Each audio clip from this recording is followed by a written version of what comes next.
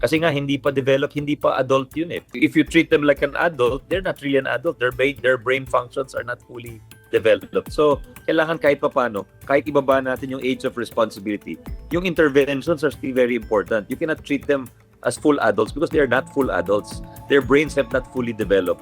Their values have not fully developed. There's no easy fix here, Mama Ani. Hindi natin pwedeng sabihin, pag binabahan natin, ikukulong natin sila, masasolve natin yung problem. Hindi eh. Kasi yung problem nasa utak.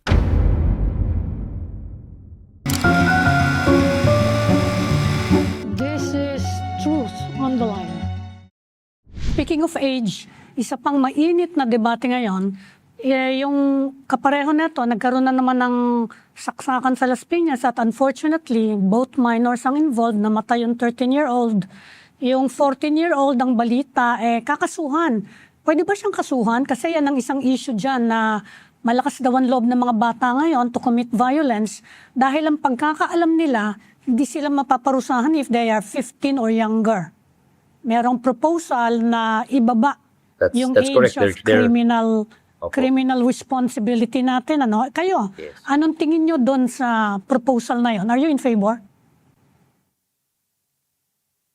Well, maybe we can examine it, but I think the best practice is still to, kasi nga hindi pa developed, hindi pa adult yun eh. Kasi if you treat them like an adult, they're not really an adult. Their brain functions are not fully developed yet. So, kailangan kahit papano, kahit ibaba natin yung age of responsibility, yung interventions are still very important. You cannot treat them as full adults because they are not full adults. Their brains have not fully developed. Their values have not fully developed.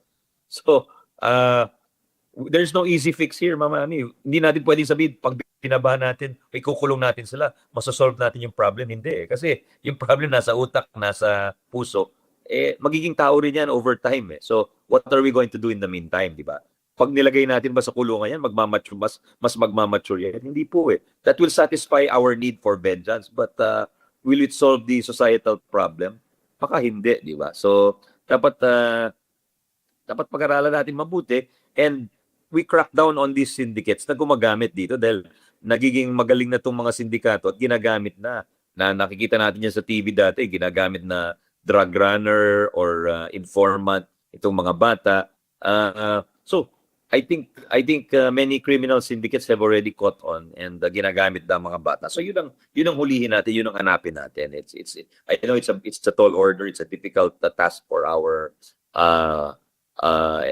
law enforcement agencies. Pero dapat gawin po natin yon. Well, ang counter-argument naman dyan, lalo na dun sa mga pamilya ng mga victim, paano naman daw ituturo yung accountability and responsibility na kailangan ding matutuhan ng mga bata, especially minors growing into adulthood.